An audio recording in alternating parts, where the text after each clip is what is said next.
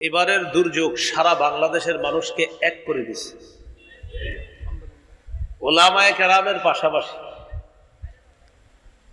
ছাত্র জনতা, সাধারণ মুসলমান, এমনকি অন্য ধর্মের মানুষও স্বতঃস্ফূর্তভাবে এই দুর্যোগে বানভাসী মানুষ যারা বন্যা কবলিত এলাকার পাশে সবাই একসাথে দাঁড়িয়ে কেমন যেন এই কথা বলতে চেয়েছে, আমরা সবাই মিলেমিশেই বাংলাদেশ।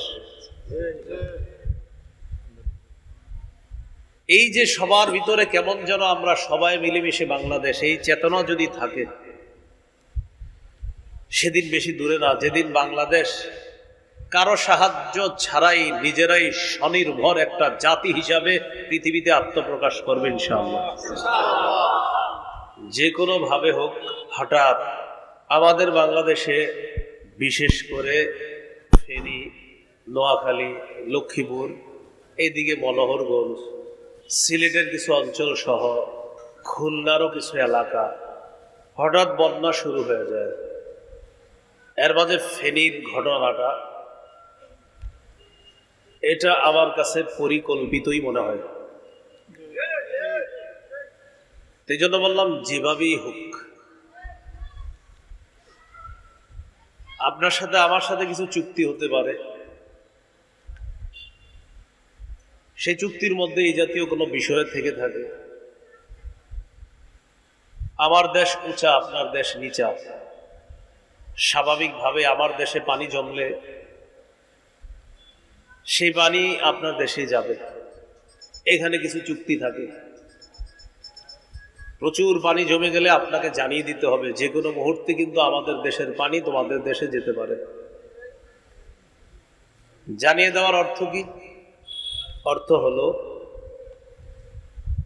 যাদের ঘর বাড়ি, গাছপালা, পশু পাখি ইত্যাদি ডুবে যাওয়ার আশঙ্কা থাকতে পারে, তারা যেন সতর্ক অবস্থানে চলে যাবে। তো এই জাতীয় সতর্ক বার্তা দেওয়া, এটাও একটা পররাষ্ট্রনীতির মধ্যে আছে। এই জন্য বললাম যেভাবেই হোক বন্যা শুরু হয়েছে, ক্ষয়ক্ষতি কি পরিমাণ হয়েছে এটা আরো কিছুদিন পরে জানা যাবে। আলহামদুলিল্লাহ, আমাদের বাংলাদেশের মানুষ যে কোনো দুর্যোগে এগিয়ে যায়, এটা সত্য কথা। এর চেয়ে বড় একটা সত্য কথা, যে কোনো দুর্যোগে ওলামায়ে কেরাম সর্বপ্রথম এগিয়ে যায়। তবে এবারের দুর্যোগের বিষয়টা একটু অন্যরকম হয়েছে। কেমন যেন এবারের দুর্যোগ সারা বাংলাদেশের মানুষকে এক করে দিছে। ওলামায়ে কেরামের পাশাপাশি ছাত্র জনতা, সাধারণ মুসলমান, এমনকি অন্য ধর্মের মানুষও স্বতঃস্ফূর্তভাবে এই দুর্যোগে বানভাসী মানুষ যারা বন্যা কবলিত এলাকার পাশে সবাই একসাথে দাঁড়িয়ে কেমন যেন এই কথা বলতে চেয়েছে, আমরা সবাই মিলেমিশেই বাংলাদেশ। এই যে সবার ভিতরে কেমন যেন আমরা সবাই মিলেমিশে বাংলাদেশ, এই চেতনা যদি থাকে, সেদিন বেশি দূরে না যেদিন বাংলাদেশ কারো সাহায্য ছাড়াই নিজেরাই স্বনির্ভর একটা জাতি হিসাবে পৃথিবীতে আত্মপ্রকাশ করবে ইনশাআল্লাহ। তো তাদের পাশে সহযোগিতা চলছে, চলতেছে, চলবে ইনশাআল্লাহ। এই জন্য আয়াতের অর্থ কি, যে আয়াত পড়লাম, তাআওয়ানু আলাল বিররি ওয়াত তাকওয়া, পুণ্য এবং তাকওয়ার কাজে তোমরা একে অপরের সহযোগিতা করো, সাহায্য করো। পুণ্যের কাজে একে অপরের সহযোগিতা করতে আল্লাহ হুকুম করেছেন। ওয়ালা তাআওয়ানু আলাল ইসমি ওয়াল উদওয়ান, গুনাহের কাজে, সীমালঙ্ঘন এবং পাপাচার মূলক কোনো কাজে একে অপরের সহযোগিতা করবা না। বলেন বানভাসী মানুষ যারা, তাদের পাশে দাঁড়ানো, এটা পুণ্যের কাজ কিনা? এই পুণ্যের কাজে একে অপরের সহযোগিতা করার হুকুম করেছেন কে? আল্লাহ।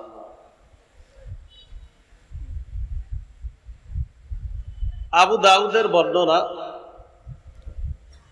4944 নম্বর হাদিস।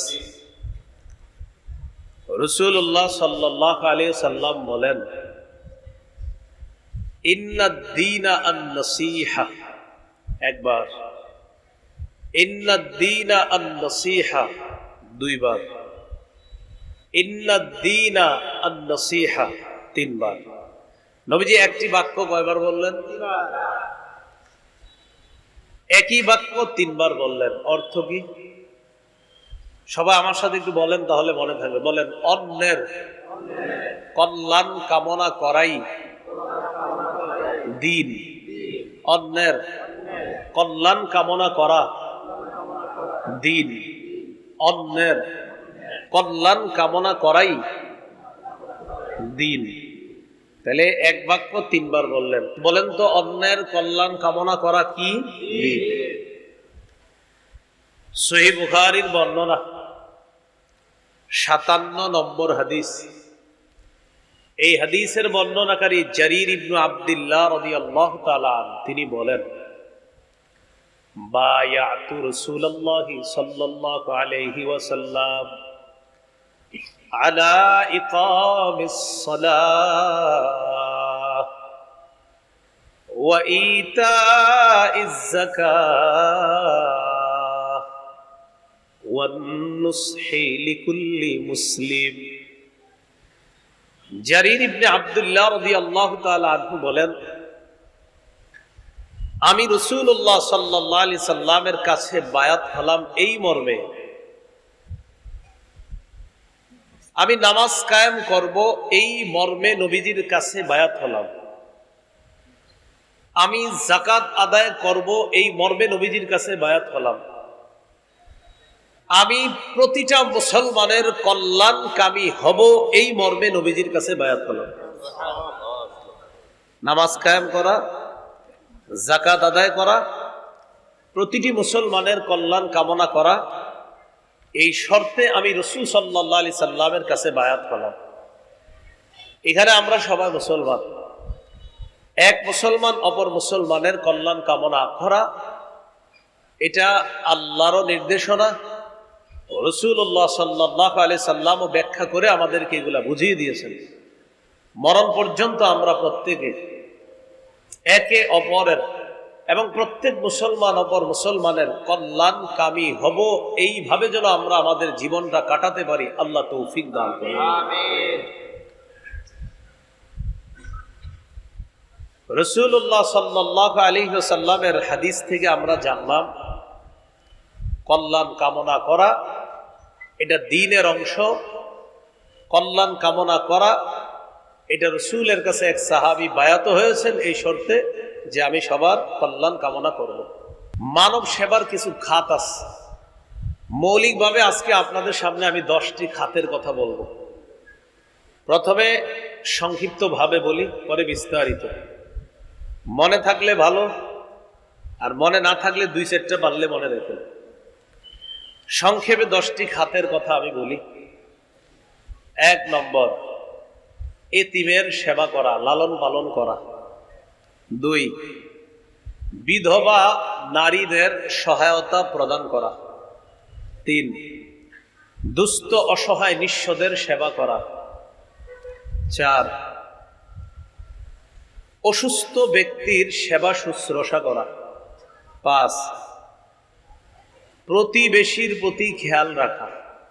6, বিপদগ্রস্ত মানুষকে কর্জে হাসানা দেওয়া, খরচ ঋণ দেওয়া। 7, ত্রাণ সামগ্রী বিতরণ করা। 8, শরণার্থীদেরকে নিরাপদ আশ্রয় প্রদান করা।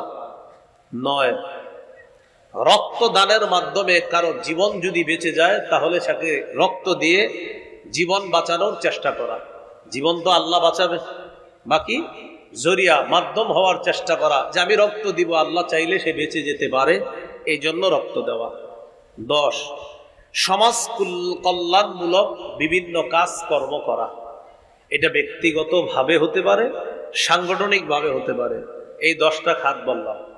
আমি আবার বলি, 1 নম্বর এতিমের লালন পালন করা, 2 বিধবা নারীকে সহায়তা প্রদান করা, 3 দুস্থ অসহায় দরিদ্রদের সেবা করা, 4 অসুস্থ ব্যক্তির সেবা শুশ্রূষা করা, 5 অভাবী প্রতিবেশীর খোঁজ খবর রাখা, 6 কর্জে হাসানা দেওয়া, 7 ত্রাণ সামগ্রী বিতরণ করা, 8 বিপদগ্রস্ত মানুষগুলা আশ্রয় প্রার্থনা করলে তাদেরকে নিরাপদ আশ্রয়ের ব্যবস্থা করা, 9 রক্ত দেওয়া স্বেচ্ছায়, সুস্থ মানুষ যারা আছে রক্তে সমস্যা না থাকলে তারা রক্ত দেওয়া, 10 সমাজ কল্যাণমূলক ভালো কাজ করা, এটা ব্যক্তিগতভাবে হতে পারে, সাংগঠনিকভাবে হতে পারে। এই হলো 10টি খাত বললাম, আরো আছে মৌলিকভাবে 10টি। 1 নম্বর এতিমের লালন পালন করা। বন্যায় অলরেডি এমন শিশু পাওয়া গিয়েছে যার মা কোথায়, বাবা কোথায়, আত্মীয় স্বজন কোথায়, হয়তো কারো কারো জানা গিয়েছে, কারো কারো এখনো জানা যায় নাই। এবং বন্যা পরিপূর্ণ শেষ হওয়ার পরে জানা যাবে এরকম আরো কত শিশু পাওয়া যায় বা পাওয়া গিয়েছে বা পাওয়া যাচ্ছে। এরা হলো এতিম। এতিমের লালন পালন করা। সূরা বাকারার 83 নম্বর আয়াতে আল্লাহ তাআলা বলেন, লা তা'বুদুনা ইল্লাল্লাহ ওয়া বিল ওয়ালিদাইনি ইহসানা ওয়া যিল কুরবা ওয়াল ইয়াতামা ওয়াল মাসাকিন। তোমরা আল্লাহ ছাড়া কারো ইবাদত করো না। ওয়া বিল ওয়ালিদাইনি ইহসানা, পিতা মাতার প্রতি সদাচরণ করো। ওয়া যিল কুরবা, নিকট আত্মীয়দের প্রতি সদাচরণ করো। ওয়াল ইয়াতামা, এতিমদের প্রতি সদ্ব্যবহার করো। ওয়াল মাসাকিন, অসহায় দরিদ্রদের প্রতি সদ্ব্যবহার করো। আয়াতে এতিমদের কথা বলা হয়েছে। অসহায়দের যখন সেবা করবেন আপনি 1 নাম্বার দেখবেন খাত এসে যাবে এতিমের খাত। সূরা বাকারার 215 নম্বর আয়াতে আল্লাহ তাআলা বলেন, ইয়াসআলুনাকা মাযা ইউনফিকুন, তারা আপনাকে জিজ্ঞাসা করে তারা কি খরচ করবে, কোন খাতে খরচ করবে। তারা আপনাকে জিজ্ঞাসা করে তারা কি খরচ করবে, কোন খাতে খরচ করবে। এই জায়গায় এই তারা দ্বারা উদ্দেশ্য একদল মানুষ, ওই মানুষদের যিনি নেতৃত্ব দিয়েছিলেন তার নাম আমর ইবনুল জামুহ রাদিয়াল্লাহু তাআলা। সাহাবীর নাম কি? আমর ইবনুল জামুহ। তিনি ওই সাহাবী, যেই সাহাবী তার একটা পায়ের সমস্যা ছিল। রাসূলুল্লাহ সাল্লাল্লাহু আলাইহি সাল্লামকে বলেছিলেন, ইয়া রাসূলুল্লাহ, আমি যদি জিহাদের ময়দানে গিয়ে শহীদ হই তাহলে কি আমি আমার এই যে ন্যাংরা পা, এই পায়ের পরিবর্তে সুস্থ পা নিয়ে জান্নাতে চলতে পারবো? রাসূলুল্লাহ সাল্লাল্লাহু আলাইহি সাল্লাম বললেন, তুমি যদি জিহাদে যাও আর যদি শহীদ হয়ে যাও তো জান্নাতে তুমি সুস্থ পা নিয়ে চলতে পারবে। তিনি চলে গেলেন, তিনি শহীদ হয়ে গেলেন। শহীদ হওয়ার পর রাসূল সাল্লাল্লাহু আলাইহি সাল্লাম যখন তার সামনে দিয়ে অতিক্রম করলেন, করার পর নবী বললেন, কে এটা? সাহাবীরা বললেন, হুজুর আমর ইবনুল জামুহ এবং তার কয়েকজন সাথী তারা। নবীজি বললেন, হ্যাঁ, আমি দেখতে পাচ্ছি কেমন যেন আমর সুস্থ পা নিয়ে জান্নাতে হাঁটতেছে। জিজ্ঞাসা করলেন, ইয়া রাসূলুল্লাহ, কোন খাতে খরচ করব, কি খরচ করব? আল্লাহ তাআলা জানায় দিলেন, কুল মা আনফাকতুম মিন খায়র ফালিল ওয়ালিদাইন ওয়াল আকরাবিনা ওয়াল ইয়াতামা ওয়াল মাসাকিন ওয়া ইবনিস সাবিল। তারা আপনাকে জিজ্ঞাসা করে তারা কি খরচ করবে, কোন খাতে খরচ করবে। আপনি বলেন, তোমরা যে সমস্ত ভালো মালগুলো খরচ করো, এই মাল সম্পদ খরচ করবা পিতামাতার জন্য, নিকট আত্মীয়ের জন্য, এতিমের জন্য, অসহায় দুস্থ দরিদ্রদের জন্য এবং নিঃস্ব মুসাফিরের জন্য। একজন মুসাফির সফর করতে এসে টাকা পয়সা শেষ হয়ে গেছে, তাকে তোমরা এই সমস্ত সম্পদগুলা দিবা। এর মধ্যে এতিমের কথা আল্লাহ তাআলা বলছে। একটা গুরুত্বপূর্ণ বিষয় মুসলমান ভাইয়ারা, বন্যা পরবর্তী সময় এমন এতিম পাওয়া যাবে যার বাবার অঢেল সম্পত্তি ছিল কিন্তু বাবা শেষ, মাও নাই। ঘটনাচক্রে এই এতিম সন্তানটা এখন ওয়ারিশ। এই এতিমকে কি করবে জানেন? এলাকার কিছু হোমলা চুমলা নেতারা তাকে টার্গেট করবে যে ওরে কেন্দ্র করেই কিছু সম্পদ হাতিয়ে নিতে হবে।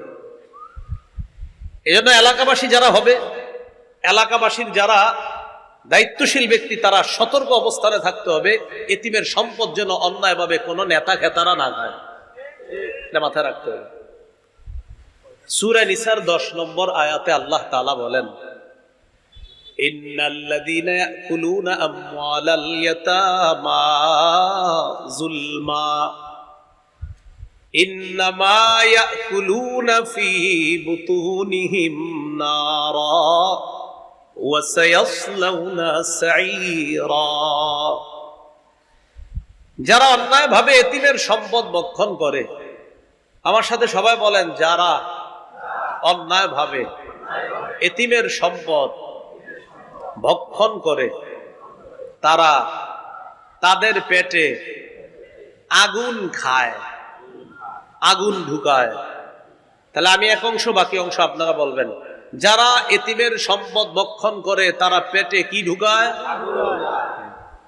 তো আল্লাহ তাআলা বলেন, ইন্নামা ইয়াকুলুনা ফী বুতুনিহিম নারা, তারা পেটে আগুন খায়, ওয়া সায়াসলাউনা সাঈরা, অচিরেই সত্তর তারা প্রজ্বলিত আগুনে, প্রজ্বলিত জাহান্নামে প্রবেশ করবে। এতিমের ভক্ষণকারী যারা, এতিমের সম্পদ ভক্ষণকারীরা সত্তর জাহান্নামে প্রবেশ করবে। নাউজুবিল্লাহ। সহিহ বুখারীর বর্ণনা 5304 নম্বর হাদিস। এই হাদিসের মধ্যে আছে, قال رسول الله صلى الله عليه وسلم أنا وكافل اليتيم في الجنة هكذا وأشار بالسبابة والوسطى وفرج بينهما। আমার আঙ্গুলের দিকে তাকান সবাই। রাসূলুল্লাহ সাল্লাল্লাহু আলাইহি সাল্লাম তর্জনিয়ার মধ্যমা আঙ্গুল দিয়ে ইশারা করে বলেন, এই তর্জনিয়ার মধ্যমা আঙ্গুল এইভাবে করে মাঝে সামান্য ফাঁকা রেখে বললেন, এই তর্জনিয়ার মধ্যমা যেমন পাশাপাশি, আমি এবং এতিমের অভিভাবক এইভাবে পাশাপাশি জান্নাতে থাকব। সুবহানাল্লাহ। মুসনাদে আহমদের হাদিস 1905 নম্বর হাদিস, 1905। এই হাদিসের মধ্যে আছে, قال رسول الله صلى الله عليه وسلم من ضم يتيما بين أبوين مسلمين حتى يستغني عنه وجبت له الجنة البتة। রাসূলুল্লাহ সাল্লাল্লাহু আলাইহি সাল্লাম বলেন, যে ব্যক্তি এমন কোন এতিমকে লালন পালন করবে যে এতিম তার মুসলিম বাবাকে হারিয়েছে, মুসলিম মাকে হারিয়েছে। আবার মুসলিম বাবা মা হারানো কোন এতিমকে যদি কেউ লালন পালন করে, কতদিন? হাত্তা ইয়াস্তাগনিয়া আন, স্বাবলম্বী হওয়ার আগ পর্যন্ত। সে নিজে চলাচল করতে পারে, সে নিজে স্বাবলম্বী হয়েছে, এখন সে বুঝতেছে, চলতে পারে, জানতে পারে, এমন পর্যায়ে পৌঁছার আগ পর্যন্ত যে এতিমের লালন পালন করবে তার জন্য অবধারিতভাবে জান্নাত ওয়াজিব হয়ে যাবে। ওয়াজাবাত লাহুল জান্নাহ আল বাত্তাতা, তার জন্য অবধারিতভাবে জান্নাত ওয়াজিব হয়ে যাবে। তো বলছিলাম, এতিমের লালন পালন করা এটা মানব সেবার একটা অন্যতম খাত। বন্যা কবলিত এলাকায় এমন এতিম পাওয়া যাবে, আবার আপনাদের এলাকায় আশেপাশে এরকম এতিমের সন্ধান পাবেন। তো এতিমের প্রতি আমরা সবাই যেন যত্নবান হতে পারি, আল্লাহ তৌফিক দান করেন। দ্বিতীয় খাত, বিধবা নারীকে সহায়তা প্রদান করা। বন্যা পরবর্তী সময়ে অসংখ্য বিধবা নারী পাওয়া যাবে। অসংখ্য পুরুষ আছে এমন যারা তার স্ত্রীকে হারিয়েছে, সন্তান হারিয়েছে। কেউ স্ত্রী হারা স্বামী হয়েছে, কেউ স্বামী হারা বিধবা স্ত্রী হয়েছে। তো যারা পুরুষ তারা তো তাদের জীবনটা কষ্ট করে হলেও একটা সময় আশা করি আমরা ইনশাল্লাহ আবার সে ঘুরে দাঁড়াবো। কিন্তু যেই নারী তার স্বামীকে হারিয়েছে, একজন বিধবা নারী, সমাজে তিনি ঘুরে দাঁড়ানোটা নারী হিসাবে তার জন্য অনেক মুশকিল। এই জন্য মানব সেবার অন্যতম একটা খাত হলো বিধবা অসহায় নারী যারা, তাদের প্রতি সহায়তা প্রদর্শন করা। কাঁধে করে মাথায় করে বোঝা করে হলো আপনার তাদের কাছে সহায়তা পৌঁছে দেওয়া। এটা ছবি দেওয়া দরকার নাই আপনার, আপনি শুধু নিয়ে যাচ্ছেন এতটুকু জনগণ জানতে পারে, সমস্যা নেই। যাকে দিচ্ছেন তার এখানে শুধু পৌঁছে দিয়ে আপনি চলে আসুন। সহিহ বুখারীর বর্ণনা 5353 নম্বর হাদিস।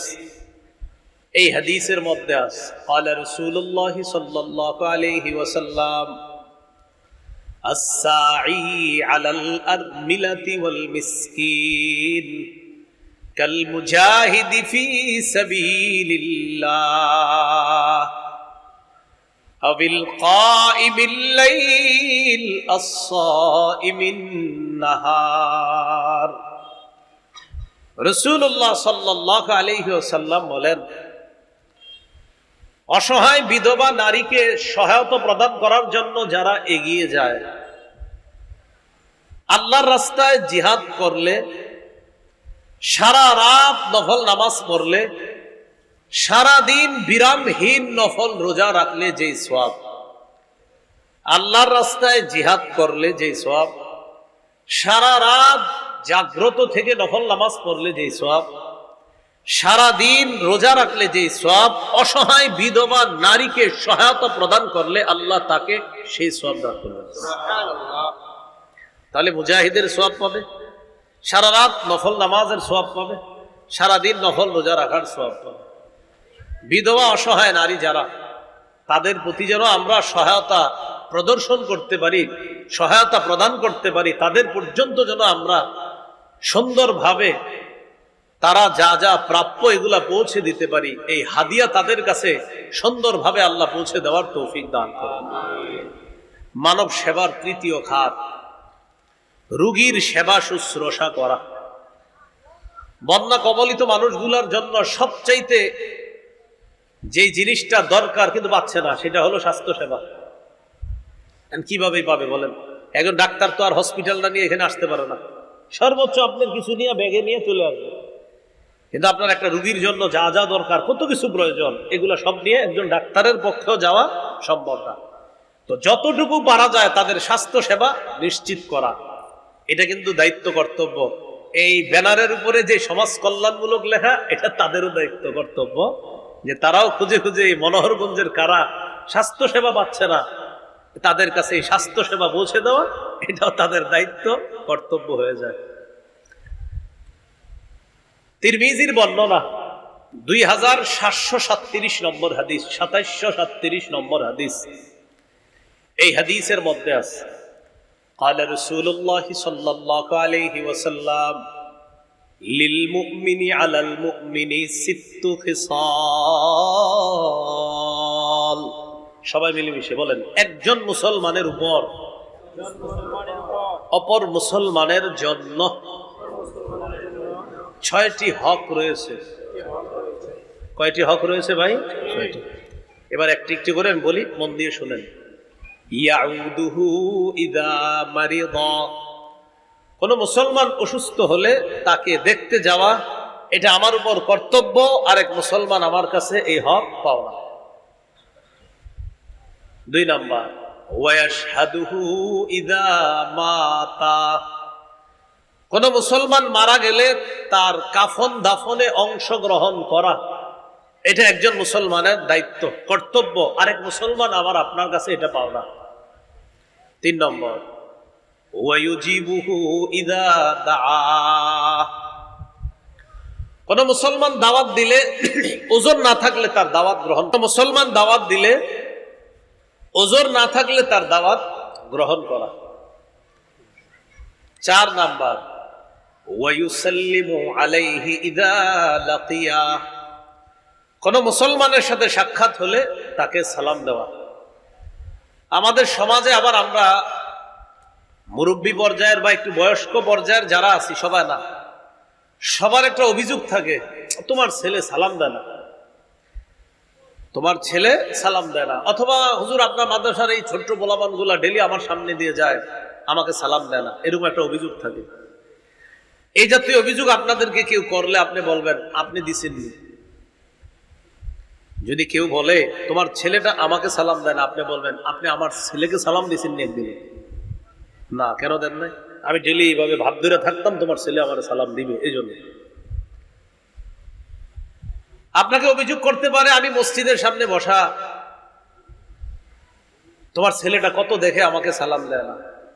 আবার অভিযোগ করতে পারে আমি বাজারে যাচ্ছিলাম, তোমার ছেলেটা দেখলাম দোকানের সামনে বসা, আমাকে সালাম দেয় না।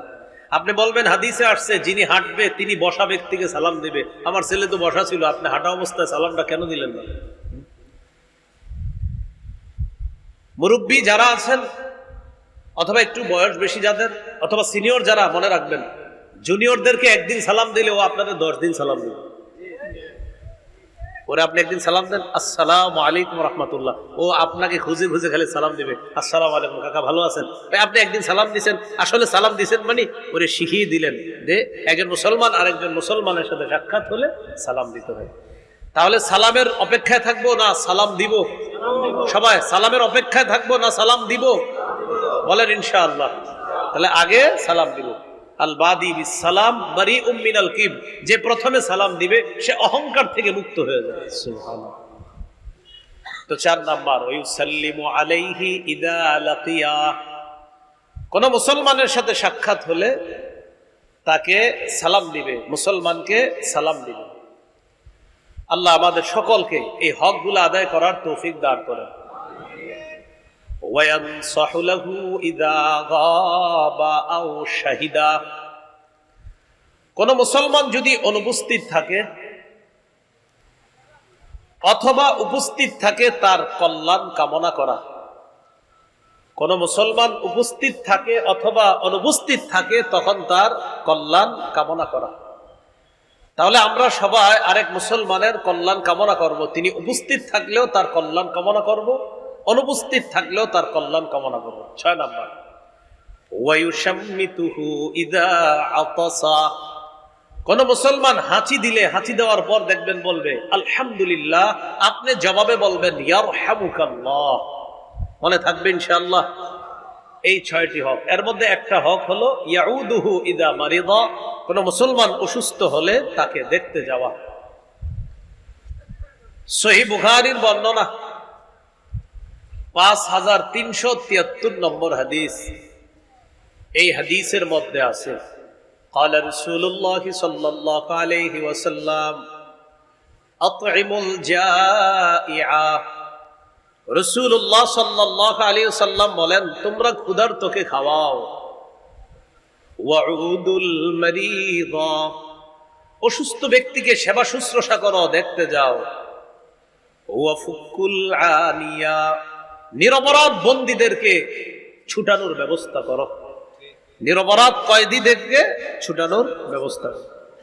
এমনও কয়েদি পাবেন আপনি 15-16 বছর জেলখানায়, সে নিজেও জানে না সে কেন জেলে, আপনি জিজ্ঞাসা করবেন, সে নিজেও জানে না। তো নিরপরাধ যারা তাদেরকে ছুটানোর ব্যবস্থা করা।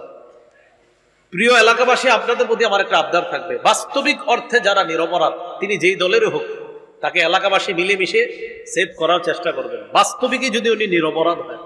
আর বাস্তবিক অপরাধী যারা, তারা যেন তাদের অপরাধের শাস্তি হওয়ার পর তারা পবিত্র হতে পারে, এটার জন্য চেষ্টা করা। মূল কথা, অপরাধী যেন তার অপরাধের শাস্তি পাওয়ার পর পবিত্র হয়, আর নিরপরাধ কোনো মানুষ যেন অযথা হয়রানির শিকার না হয়। তাহলে নিরপরাধরা অযথা হয়রানির শিকার যেন না হয়, এই বিষয়গুলো খেয়াল রাখা। তো রাসূলুল্লাহ সাল্লাল্লাহু আলাইহি সাল্লাম তিনটি হুকুম করলেন। এক নাম্বার, ক্ষুধার্ত যারা তাদেরকে খাওয়াও। দুই নাম্বার, অসুস্থ ব্যক্তি তাদের সেবা শুশ্রূষা করো। তিন নাম্বার, নিরপরাধ যারা তাদেরকে ছুটানোর ব্যবস্থা করো। সহিহ মুসলিমের একটি হাদিস শুনে আপনাদেরকে, 2568 নম্বর হাদিস, 2568 নম্বর হাদিস। এই হাদিসের মধ্যে আছে, قال رسول الله صلى الله عليه وسلم من عاد مريضا لم يزل في خرفة الجنة حتى يرجع। নবীজি বলেন, কোন মানুষ যখন কোন অসুস্থ ব্যক্তির সেবা শুশ্রূষা করতে যায়, তাকে দেখতে যায়, অসুস্থ ব্যক্তির ওই স্থান থেকে ফিরে আসার আগ পর্যন্ত, যেই ব্যক্তি অসুস্থ ব্যক্তিকে দেখতে যায়, রোগীর কাছ থেকে ফিরে আসার আগ পর্যন্ত সে জান্নাতের ফলের বাগানে ঘুরে বেড়ায়। ফি খুরফাতিল জান্নাহ, সে জান্নাতের ফলের বাগানে থাকে। সাহাবীগণ প্রশ্ন করলেন, ওয়া মা খুরফাতুল জান্নাতি ইয়া রাসূলুল্লাহ, হুজুর জান্নাতের খুরফা আবার কি জিনিস? নবী বললেন, জান্নাতের খুরফা হলো জান্নাতের ফল, ফলাদি। কোন ব্যক্তি যখন রোগীর সেবা শুশ্রূষা করে, তাকে দেখতে যায়, রোগীর কাছ থেকে ফিরে আসার আগ পর্যন্ত সে আল্লাহর জান্নাতের ফলের বাগানের মধ্যে থাকে।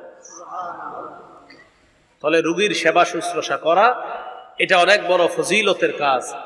আমরা এই ফজিলতের কাজ যেন সবাই করতে পারি, আল্লাহ তৌফিক দান করেন।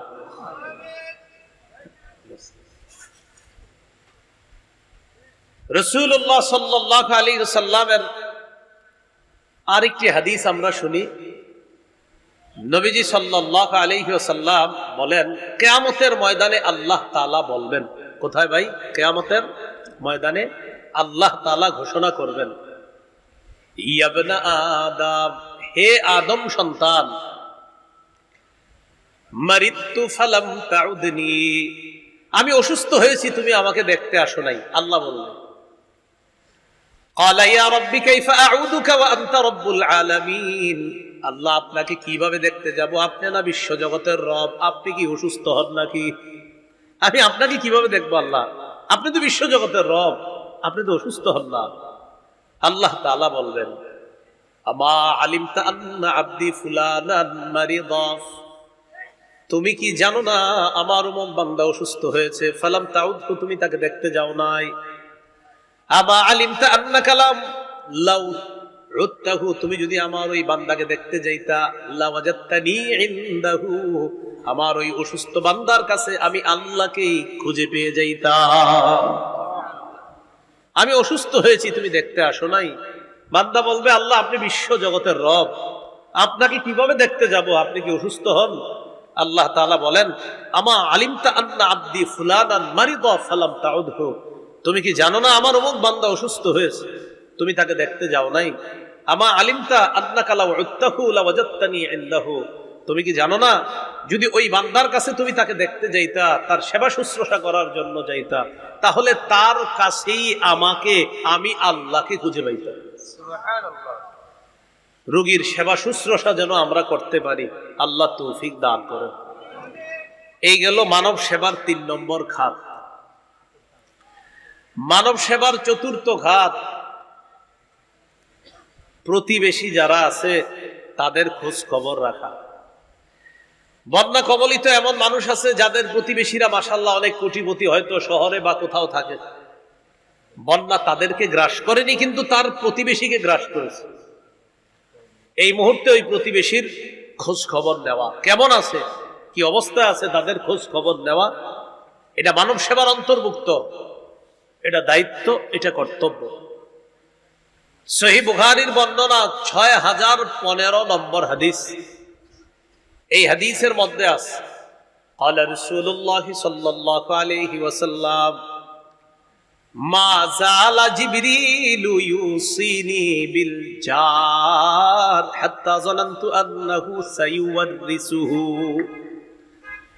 রাসূলুল্লাহ সাল্লাল্লাহু আলাইহি সাল্লাম বলেন, জিবরিল আমিন আমাকে প্রতিবেশীর ব্যাপারে এত বেশি ওসিয়ত করেছে, প্রতিবেশীর হক আদায় করার ব্যাপারে এত বেশি আমাকে বলেছে, আমি ধারণা করে ফেললাম না জানি প্রতিবেশীকে উত্তরাধিকার বানায়া দেয়। আমার এমন ধারণা হয়ে গেছে, এত বেশি বলছে প্রতিবেশীর হক আদায় করেন, প্রতিবেশীর হক, মানে আমি টেনশনে পড়ে গেছি। না জানি জিবরিল আমিন আল্লাহর পক্ষ থেকে এই হুকুম নিয়ে আসে যে উত্তরাধিকারের মধ্যেও প্রতিবেশীরে রেখে দেন। এই টেনশনে পড়ে গেলাম, এত বেশি প্রতিবেশীর হক আদায় করতে বলছে। মাসালা মনে রাখবেন, প্রতিবেশী তারা কিন্তু উত্তরাধিকারের হক না, মিরাজ তারা পাবে না। নবীজি বলেন এত বেশি প্রতিবেশীর হক আদায় করতে বলছে, আমার ধারণা হয়ে গেল না জানি কখন বলে ফেলে যে প্রতিবেশীকেও মিরাজের হকের অন্তর্ভুক্ত বানায় দেন। আমার এরকম ধারণা হয়ে গেছে। এটা কি বুঝাইলেন নবী? গুরুত্ব বুঝাইলেন প্রতিবেশীর হক আদায় করা কতটা জরুরি। আল্লাহ কথাগুলা বুঝার তৌফিক দান করেন। রাসূলুল্লাহ সাল্লাল্লাহু আলাইহি সাল্লামের আরেকটি হাদিস আমরা জানি, সহিহ মুসলিমের 46 নম্বর হাদিস। এই হাদিসের মধ্যে আছে ওয়াল্লাহি লা ইউমিনু, আল্লাহর কসম সে ঈমানদার হবে না। বলেন তো কি বললাম? আল্লাহর কসম সে, মনে রাখেন কিন্তু কথাটা, নবী আবার বলতেছে ওয়াল্লাহি লা ইউমিনু, দুইবার, আল্লাহর কসম সে, আবার ওয়াল্লাহি লা ইউমিনু, আল্লাহর কসম সে। এবার আপনারা বলেন তো, আল্লাহর কসম সে, আবার আল্লাহর কসম সে, আবার আল্লাহর কসম সে, কয়বার বললেন? কে? আপনারা বলেন কে? সাহাবীরা প্রশ্ন করলেন, কিলা মান ইয়া রাসূলুল্লাহ, হুজুর কে? এই যে বললেন না সে, সাহাবীরা বললেন হুজুর কে? আপনি যে বললেন সে ইমানদার না, সে ইমানদার না, আল্লাহর কসম সে ইমানদার না। আমার আপনার যেমন প্রশ্ন আসছে, হুজুর সেটা কে? সাহাবীরা নবীজির বললেন কিলা মান ইয়া রাসূলুল্লাহ, হুজুর এই সে কে? তখন রাসূলুল্লাহ সাল্লাল্লাহু আলাইহি সাল্লাম বললেন আল্লাযী লা ইয়ামানু জারুহু বাওয়াইকা, যার প্রতিবেশী তার অনিষ্টতা থেকে নিরাপদ না, যার প্রতিবেশী তার অনিষ্টতা থেকে, আমার প্রতিবেশী আমার অনিষ্টতা থেকে নিরাপদ যদি না হয়, আমার প্রতিবেশী আমার অনিষ্টতা থেকে যদি নিরাপদ না হয়, নবীজি বলেন আল্লাহর কসম সে ইমানদার না, আল্লাহর কসম সে ইমানদার না, আল্লাহর কসম সে ইমানদার না। পাশাপাশি দুই ঘর, রাতের বেলা এক চালের উপরে নারিকেল পড়ছে হয়তো, এটা নিয়ে সকালে ঝগড়া শুরু এসা পর্যন্ত। আর কি আশ্চর্য কথা! আপনার গাছের বড়ই পাশের ঘরের এক বাচ্চা হাতে দিচ্ছে, হ্যাঁ আমার বড়ই তোমার ছেলে ধরলো কেন? প্রথমে শুরু করছে দুই ঘরের মহিলা, সেই ঝগড়া পুরুষদের কাছে গেছে, সেই ঝগড়া রাত এসার সময় গিয়ে চলতেছে সারাদিন। ঘটনা কি? বড়ই নিয়ে শুরু। রাসূলুল্লাহ সাল্লাল্লাহু আলাইহি সাল্লাম বললেন প্রতিবেশীর অনিষ্টতা থেকে যদি আরেকজন প্রতিবেশী নিরাপদ না থাকে, আল্লাহর কসম সে ইমানদার না, সে ইমানদার না, সে ইমানদার না। আল্লাহ আমাদের সকলকে প্রতিবেশীর হক, এই মানব সেবাটা উত্তম ভাবে আদায় করার তৌফিক দান করেন। আরেকটা হাদিস শুনুন, রাসূলুল্লাহ সাল্লাল্লাহু আলাইহি সাল্লাম বলেন, এটা হাদিসের কিতাব আছে নাম সিলসিলাতুস সহিহা, এই কিতাবের 149 নম্বর হাদিস। এই হাদিসের 149 এবং 146 এর মধ্যে আছে। قال رسول الله صلى الله عليه وسلم ليس المؤمن الذي يشبع وجاره جائع إلى جنبه। রাসূলুল্লাহ সাল্লাল্লাহু আলাইহি সাল্লাম বলেন ওই ব্যক্তি ইমানদার না যে ব্যক্তি পরিতৃপ্ত হয়, পেট ভরে খায়। ওই ব্যক্তি ইমানদার না যে পেট ভরে খায়, উদর ভর্তি করে খায়, অথচ তার পাশের প্রতিবেশী ক্ষুধার্ত। নবী বলেন সে ইমানদার না। উদর ভর্তি করে খায়, তার প্রতিবেশী ক্ষুধার্ত, সে ইমানদার না। আল্লাহ আমাদেরকে প্রতিবেশীর হক আদায় করার তৌফিক দান করেন। 1 নাম্বার এতিম লালন পালন, 2 নাম্বার বিধবা অসহায়দের প্রতি সেবা প্রদান, 3 নাম্বার দুস্থদের সেবা করার 2টা আলোচনা করি নাই, ঠিক আছে 4টা গেছে। 3 নম্বরে আসছে হলো আপনার রোগীর সেবা করা, বলে ফেলছি। আর 4 নম্বরে বলছি হলো আপনার প্রতিবেশীর হক আদায় করা। মাশাআল্লাহ 4টাই গেছে, ওইটা বাকি আছে দুস্থ অসহায়দের সেবা করা, এটা এখনো বলি নাই। কি বুঝলাম না, আপনারা শ্রোতা, আমার ছাত্ররা তো মনে রাখে, আপনারা মনে রাখেন না কেন? মাঝে মাঝে মনে করাই দিবেন। সামনে থেকে একটু মনে রাখবেন, ঠিক আছে ইনশাল্লাহ। খাতা কলম নিয়ে উনি লিখতেছে সবে, উনি আমার দিকে দিকে বলতেছে। মাশাল্লাহ, আপনার বিষয়টা ভালো লাগছে, আল্লাহ আপনার বরকত দান করেন। একটা বাকি আছে, সেটা হলো অসহায় দুস্থদের সেবা সহযোগিতা করা। আলহামদুলিল্লাহ, এটা তো চলতেছে। ওলামায়ে কেরাম স্বতঃস্ফূর্ত ভাবে সেবা প্রদান করতেছে। এই ব্যাপারে কিছু দলিল নিয়ে আমরা সূরা বালাদের 14 থেকে 16 নম্বর আয়াত, সূরা বালাদটা 30 নম্বর 12 একটা সূরা। আল্লাহ তাআলা নবীজিরে জানায় দেয়, হাবিব আপনি আপনার উম্মতকে জানায় দেন, জান্নাতের ঘাটি যদি তারা অতিক্রম করতে চায়, জান্নাতের ঘাটি, তো তাদেরকে কিছু আমল আছে, এর মধ্যে কিছু আমল জানায় দেন যে জান্নাতের ঘাটি অতিক্রম করার অন্যতম কিছু খাত আছে। সেটা কি? আল্লাহ তাআলা বলেন, আও ইতআমুন ফি ইয়াউমিন যী মাসগাবা ইয়াতীমান যা মাকরাবা আও মিসকিনান যা মাতরাবা। ক্ষুধার দিনে ইতআম খাওয়ানো, ক্ষুধার দিনে খাওয়ানো। ইয়াতীমান যা মাকরাবা, ইতিমকে খাওয়ানো, নিকট আত্মীয়কে খাওয়ানো। আও মিসকিনান যা মাতরাবা, ভুলুণ্ঠিত অভাবগ্রস্তকে খাওয়ানো মানে জান্নাতের ঘাটি অতিক্রম করা। ক্ষুধার দিনে খাওয়ানো। বলেন, এখন ক্ষুধার দিন চলতেছে, আহারে তাদের ক্ষুধার তো অবস্থা চলতেছে, এই ক্ষুধার দিনে খাওয়ানো, এতিমকে খাওয়ানো, অসহায়কে খাওয়ানো, ভুলুণ্ঠিত অভাবগ্রস্তকে খাওয়ানো মানে হলো জান্নাতের ঘাটি অতিক্রম করা। সূরা মুদ্দাসসিরের 42 থেকে 44 নম্বর আয়াতে আল্লাহ তাআলা বলেন, জান্নাতীরা জাহান্নামীদেরকে বলবে, মা সালাকাকুম ফি সাকার, আচ্ছা তোমাদেরকে কোন জিনিস সাকর নামক জাহান্নামে প্রবেশ করালো? তারা জবাব দিবে, ক্বালু লাম নাকু মিনাল মুসাল্লিন, আমরা নামাজ পড়তাম না, এই জন্য আজকে এই জাহান্নামে আছি। নাউজুবিল্লাহ। ওয়ালাম নাকু নুতঈমুল মিসকিন, আমরা অসহায়দেরকে খাওয়াইতাম না, দুস্থ নিঃস্ব যারা তাদের খাবারের ব্যবস্থা করতাম না, তাই আজকে আমাদের এখানে অবস্থান। প্রিয় ভাইরা, দুস্থ অসহায় যারা, তাদের যতদিন পর্যন্ত এরকম অবস্থা চলতে থাকবে ইনশাআল্লাহ ততদিন আমরা সহযোগিতার হাত অব্যাহত রাখবো ইনশাআল্লাহ। তাহলে জান্নাতের ঘাটি অতিক্রম করা আর জাহান্নাম থেকে মুক্তি পাওয়ার একটা অন্যতম কারণ হলো আপনার অসহায়দেরকে খাওয়ানো। আবার জাহান্নামে যাওয়ার কারণ অসহায়দেরকে না খাওয়ানো, তাদের প্রতি খেয়াল না রাখা। আল্লাহ হেফাজত করেন। সহিহ বুখারীর 12 নম্বর হাদিস, এই হাদিসের মধ্যে আছে, এক ব্যক্তি রাসূলুল্লাহ সাল্লাল্লাহু আলাইহি সাল্লামকে প্রশ্ন করলেন, আইয়ুল ইসলামি খায়রুন ইয়া রাসূলুল্লাহ, ওগো আল্লাহর নবী, আমি আপনার কাছে জানতে চাই ইসলামের কোন শিষ্টাচারটা সবচাইতে উত্তম, ইসলামের কোন রীতিনীতিটা সবচাইতে উত্তম। فقال رسول الله صلى الله عليه وسلم تطعم الطعام, অসহায় যারা ক্ষুধার্ত তাদেরকে খাবার খাওয়ানো, এটা ইসলামের শ্রেষ্ঠ রীতিনীতির অন্তর্ভুক্ত।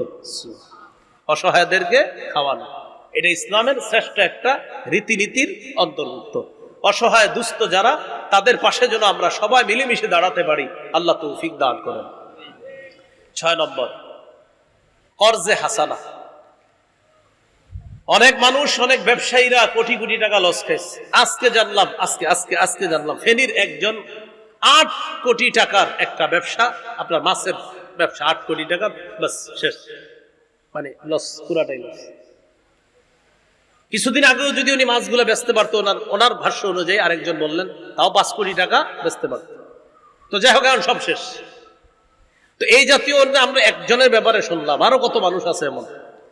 এখন হলো ধনী প্রতিবেশী যারা, তারা চাইলে তাদেরকে একটা হলো সহায়তা প্রদান করা, আরেকটা হলো তাদেরকে কর্জে হাসানা দেওয়া, উত্তম ঋণ দেওয়া, যে তুমি ইনশাল্লাহ যতদিন পর্যন্ত ঘুরে দাঁড়াতে না পারো চেষ্টা করো, কিছু টাকা পয়সা খরচ দিলাম, তুমি ইনশাল্লাহ আবার ঘুরে দাঁড়াতে পারলে আমার এই টাকাগুলা পরিশোধ করে দিবা।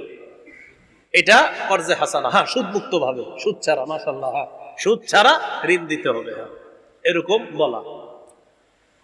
ইবনে মাজার বর্ণনা 2430 নম্বর হাদিস, 2430, এই হাদিসের মধ্যে আছে, قال رسول الله صلى الله عليه وسلم ما من مسلم يقرض مسلما قرضا مرتين الا كان كصدقتها مرتان কোন মুসলমান যদি আরেক মুসলমানকে 2 বার কর্জে হাসানা দেয়, কোন মুসলিম যদি অপর মুসলমানকে 2 বার কর্জে হাসানা দেয়, কর্জে হাসানা মানে খরচ দেওয়ার পর আবার সেটা ফেরত পাবে। নবী বলেন যে টাকা দেওয়ার পর আবার ফেরত পায়, এমন 2 বার যদি কর্জে হাসানা দেয়, একবার এই টাকাগুলা সদকা করার সওয়াব আল্লাহ তাকে দিয়ে দিবেন। আপনি কিন্তু সদকা করেন নাই, সদকা মানে কি যেটা করছেন আর পাবেন না, কিন্তু কর্জ মানে যেটা দিবেন পেয়ে যাবেন। কিন্তু এই কর্জ 2 বার দিবেন আপনি এই 2 বার কর্জ দেওয়ার কারণে যতটুকু টাকা কর্জ দিলেন আবার পাবেন। নবীজি বলেন মাঝখান দিয়ে তুমি একটা সদকারও সওয়াব পেয়ে যাবে।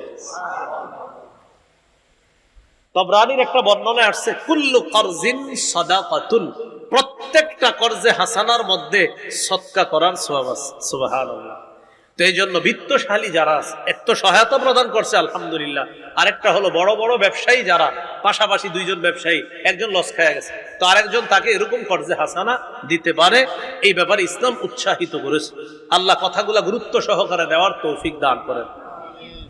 7 নম্বর খাত, ত্রাণ বিতরণ করা। এটা চলতেছে। ত্রাণ শব্দটা আপনারা যখন বিতরণ করবেন তখন আপনারা বলবেন আমরা তাদের কাছে হাদিয়া পৌঁছে দিলাম, আর যাদেরকে দিচ্ছি তাদের ছবি তোলা অতটা দরকার নাই। দেখেন অনেক সময় এমনও মানুষ থাকে ওখানে যিনি আসলে কিছুদিন আগে কোটিপতি ছিল, লাখপতি ছিল, এই বেচারাও আপনার কাছ থেকে আজকে পরিস্থিতির শিকার এই জিনিসগুলো গ্রহণ করতেছে। তো উনি না লজ্জা পায় যখন ওনার ছবিটা আপনি তোলেন, এই জন্য ওনার ছবিটা তোলার প্রয়োজন নাই। ওলামায়ে হযরতরা আছেন, কি বলেন এই ব্যাপারে একমত কিনা? মানে ওনার ছবিটা দেখেন তোলা দরকার নাই।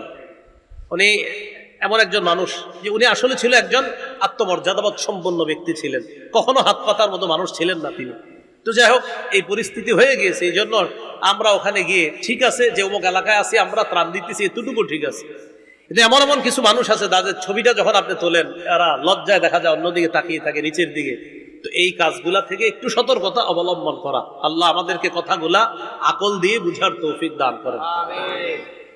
তো ত্রাণ সহায়তা প্রদান করা এটাও কর্তব্য, এটা উচিত। আলহামদুলিল্লাহ এই ব্যাপারে উলামায়ে কেরাম সহ সবাই এগিয়ে আসতেছে, যথেষ্ট সহযোগিতা তাদের পর্যন্ত পৌঁছে দিচ্ছে।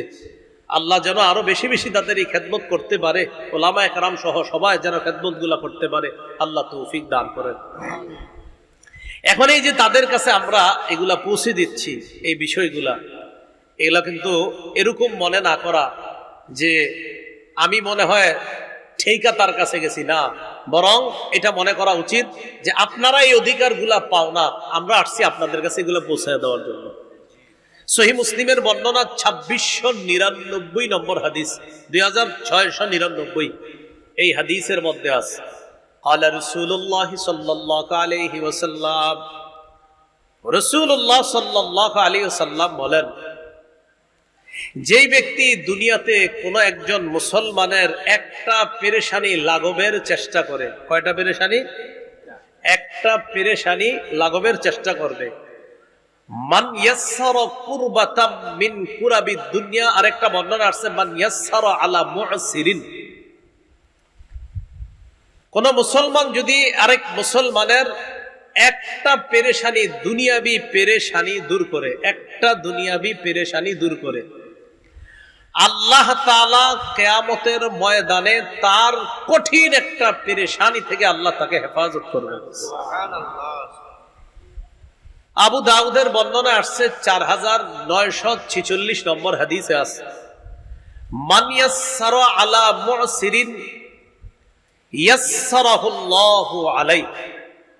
কোন অভাবগ্রস্ত ব্যক্তির যদি কেউ সহায়তা প্রদান করে, কঠিন বিপদে আছে এমন কোন মুসলমানের কেউ সহায়তা প্রদান করে, আল্লাহ তাআলাও তাকে কঠিন বিপদের সময় আল্লাহ তার অনেক বিষয়কে সহজ করে দিবেন।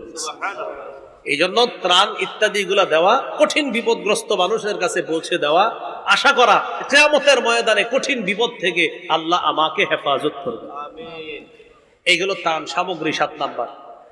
আর শরণার্থীদেরকে আশ্রয় দেওয়া, এটা মাশাআল্লাহ মাদ্রাসাগুলা, মসজিদগুলা সবচেয়ে বড় ভূমিকা রাখছে। মাদ্রাসা আলহামদুলিল্লাহ বড় বড় মাদ্রাসাগুলাতে আপনি গিয়ে দেখেন এখন হিন্দুরাও আছে, মুসলমানরা আছে, মসজিদেও হিন্দুদেরকে মুসলমানরা আশ্রয় দিচ্ছে।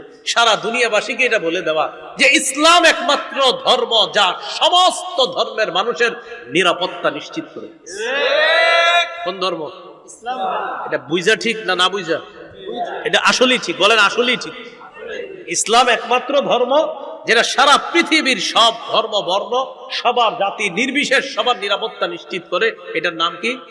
এজন্য কোন দেশের রাষ্ট্র ধর্ম যদি ইসলাম হয়ে যায়, এর মানে সকল ধর্মের মানুষগুলা নিরাপত্তার চাদরে চলে আসবেই ইনশাআল্লাহ। কথাটা মনে মন দিয়ে শোনেন নাই, কি বললাম? কোন দেশের কি ধর্ম? তা আমাদের দেশের রাষ্ট্রীয় ধর্ম তো ইসলামী।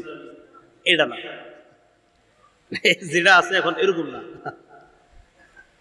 বলেন ইসলামী হুকুমত, কোরআনের আইন যদি চালু হয়ে যায়, তাহলে সব ধর্মের বর্ণের মানুষগুলা নিরাপত্তা পাবে ইনশাআল্লাহ।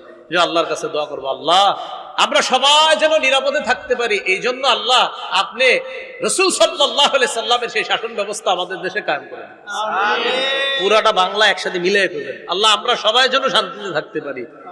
এটা হিন্দুদেরকে বুঝাবেন, অন্য ধর্মের মানুষদেরকে বুঝাবেন যে রাসূলুল্লাহ সাল্লাল্লাহু আলাইহি সাল্লামের আদর্শ যখন দেশে বাস্তবায়ন হয়ে যাবে, তোমরাও নিরাপদ থাকবা, আমরাও নিরাপদ থাকবো।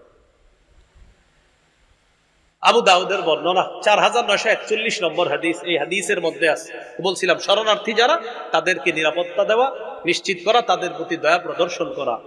আলা রাসূলুল্লাহ সাল্লাল্লাহু আলাইহি ওয়াসাল্লাম ইরহামু মান ফিল আরদ ইয়ারহামকুম মান ফিস সামা। দুনিয়াবাসীর প্রতি তোমরা দয়া করো, আসমান ওয়ালা তোমাদের প্রতি দয়া করবে। সহিহ বুখারীর বর্ণনা 7273 নম্বর হাদিস, 7273 7273 এই হাদিসের মধ্যে আছে, ক্বালা রাসূলুল্লাহ সাল্লাল্লাহু আলাইহি ওয়াসাল্লাম লা ইয়ারহামুল্লাহ মান লা ইয়ারহামুন নাস। যারা মানুষের প্রতি দয়া করে না তাদেরকে আল্লাহ দয়া করে না, যারা মানুষের প্রতি দয়া করে না তাদেরকে আল্লাহ দয়া করে না। তাই এই মুহূর্তে যারা বিপদগ্রস্ত তাদেরকে আশ্রয় দেওয়া আমার আপনার আমাদের সকলের দায়িত্ব, কর্তব্য। আল্লাহ এই কর্তব্যগুলা পালন করার তৌফিক দান করেন। আমিন। 9 নম্বর খাত, 9 নম্বর রক্তদান করা। রক্তের প্রয়োজনে হতে পারে, উলামায়ে কেরাম মুফতিয়ানে কেরামের ফতোয়া হলো প্রয়োজনে রক্ত দেওয়া জায়েজ আছে। যদিও অন্য অঙ্গ প্রত্যঙ্গ দেওয়া এটার ব্যাপারে আবার কঠিন মাসালা, অন্য অঙ্গ প্রত্যঙ্গ চাইলে দিতে পারবেন না। রক্তের ক্ষেত্রে উলামায়ে কেরাম বলছেন এটা দেওয়া যেতে পারে প্রয়োজনে, তো রক্ত দেওয়া এটা জায়েজ আছে। কারণ একটা মানুষের জীবন যদি আপনার কারণে বেঁচে যায়, সারা দুনিয়ার মানুষকে বাঁচানোর সওয়াব পাবেন। সুবহানাল্লাহ। সূরা মাইদার 32 নম্বর আয়াতে আল্লাহ তাআলা বলেন, মান আহইয়াহা ফাকান্নামা আহইয়ান নাসা জামিআ। কেউ যদি একটা মানুষের জীবন বাঁচায়, সে কেমন যেন সারা পৃথিবীর মানুষের জীবন বাঁচায়। এইগুলো 9 নম্বর খাত। 10 নম্বর সমাজ কল্যাণমূলক সেবা দান করা। এটা ওই যে বললাম কোরআন সুন্নাহ, এই যে সমাজ কল্যাণমূলক এদেরকে সেবা দান করা। এই সমাজ কল্যাণমূলক কাজটা আবার বলছি ব্যক্তিগতভাবে হতে পারে, সাংগঠনিকভাবে হতে পারে, তবে এই পজিশনে সাংগঠনিকভাবে করাটাই উত্তম। বর্তমান যে পরিস্থিতি, এই পরিস্থিতিতে সমাজ কল্যাণমূলক কাজগুলা কিভাবে করা উত্তম ভাই? সাংগঠনিকভাবে। সাংগঠনিকভাবে করলে এটা একটা জোর থাকে, এটা একটা বল থাকে। এই জন্য সাংগঠনিকভাবে আমরা এই কাজগুলা করব, বলি ইনশাআল্লাহ। তাহলে এই আত্মমানবতার সেবায় আমরা সবাই এগিয়ে যাবো তো ইনশাআল্লাহ। বানভাসী যারা আছে তাদের পাশে আমরা দাঁড়াবো, সকলে বলি ইনশাআল্লাহ।